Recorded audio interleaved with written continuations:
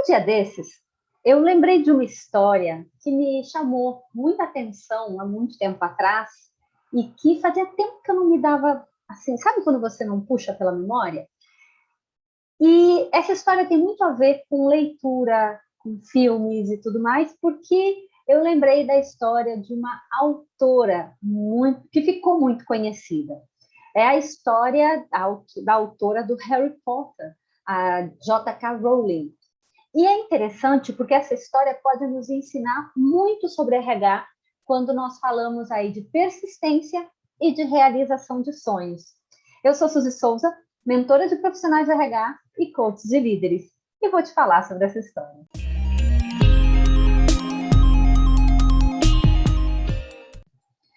Bem, a Joanne Rowling, ela é uma famosa escritora, foi ela que escreveu aí toda a saga Harry Potter, e eu não sei se você sabe, mas ela passou por enormes dificuldades antes de se tornar conhecida no mundo inteiro pela magia lá de Hogwarts, a escola dos bruxos. Pois então, em 1990, ela teve essa ideia de escrever o Harry Potter. Só que até concluir a história toda, passou muito tempo e ela teve muitas dificuldades, muitos desafios a superar.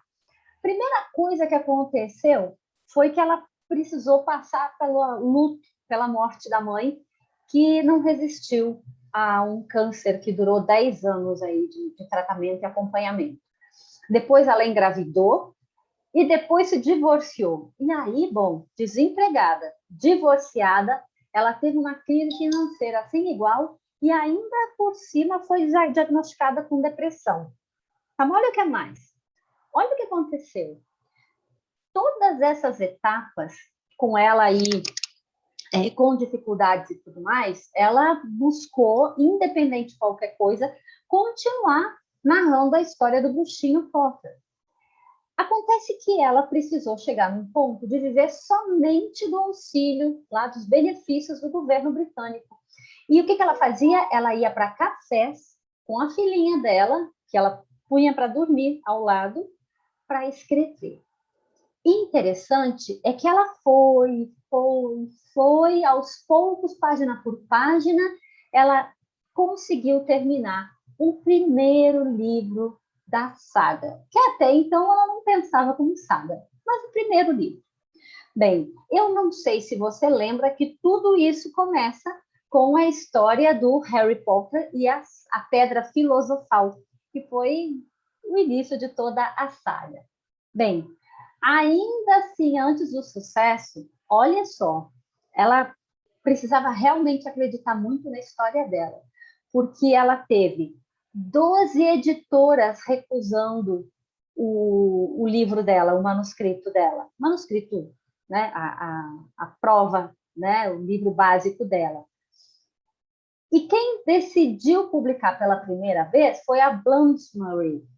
Essa editora topou fazer desde que ela trocasse o nome dela, Joanne Rowling, por um pseudônimo, que era J.K. Rowling. Por quê?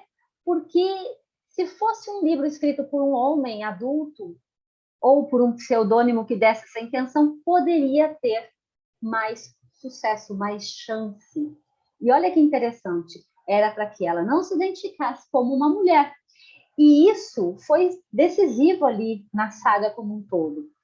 Até surgir o Harry Potter, até surgir a primeira edição da Pedra Filosofal, até acontecer tudo que a gente sabe depois, na sequência da saga, cinema, e os vídeos que até hoje estão aí, né, nos principais canais fechados e plataformas de vídeo, deu para ver quanta água rolou embaixo dessa ponte, né? E se a gente for pensar, nós tivemos aí 12 chances de não conhecer essa saga, que é encantadora. Se nós formos pensar, ela é uma saga bem encantadora.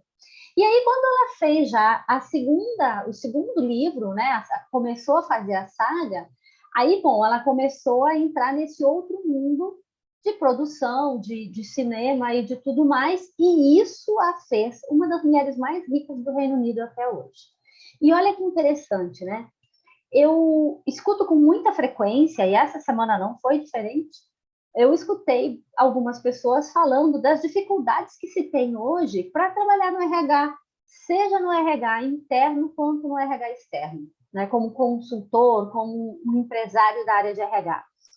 E eu não pude deixar de pensar na saga da JK Rowling, porque ela enfrentou tanta dificuldade, e se nós formos buscar outras histórias inspiradoras que também enfrentaram dificuldades, provavelmente a gente começa a olhar para as nossas dificuldades e ver, cara, dá para eu superar,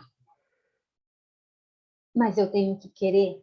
Então, muitas vezes, a gente limita as nossas ações, primeiro porque duvida da nossa própria capacidade. Nós deixamos os outros afetarem a nossa ação.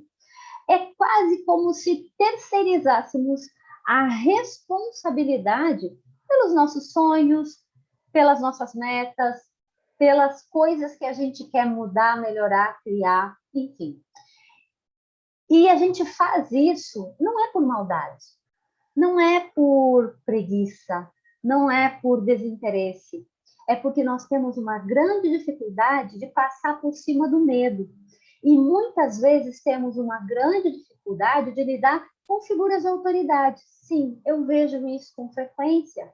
Não, mas olha, vai ser difícil. Não, meu diretor não aprova. Ah, mas olha, esse cliente cria problemas. Você já parou para pensar e avaliar a forma que você está abordando, a forma que você está conversando com essa pessoa, se você realmente está trazendo os benefícios que ele vai colher fazendo isso? E aqui, quando eu falo de benefícios, não é as pessoas vão ficar mais felizes, não. Quantifica como uma meta SMART, quantifica como algo que você possa provar para o seu interlocutor de que isso é possível. Você precisa bater nessa tecla. Não dá para deixar de propor alternativas, possibilidades, criar projetos e ficar aguardando eternamente que alguém simpatize com nossas ideias.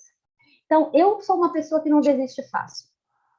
Eu sei como é que eu funciono.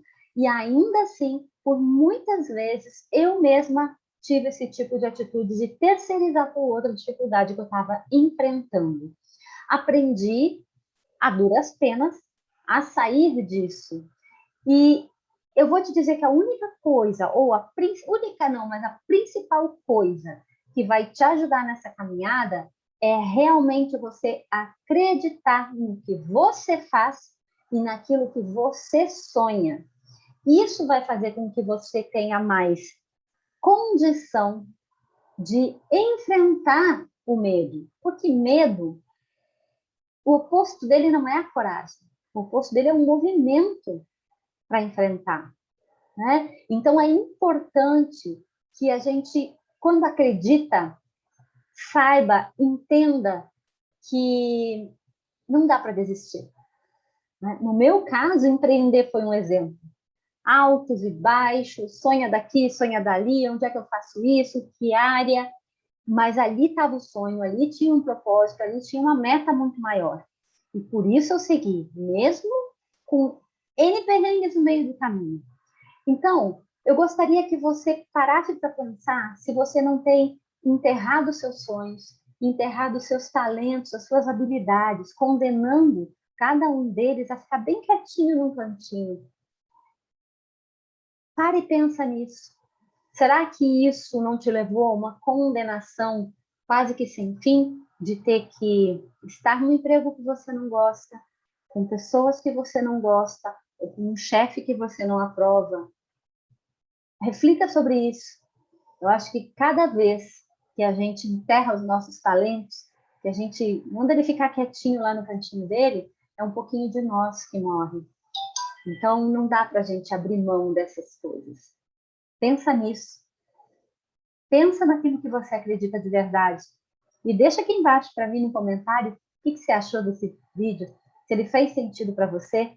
E se ele fez sentido, compartilha com outras pessoas que talvez estejam precisando ouvir alguma coisa assim, para se animar e voltar para o mundo de um jeito mais ousado, criativo e desafiador.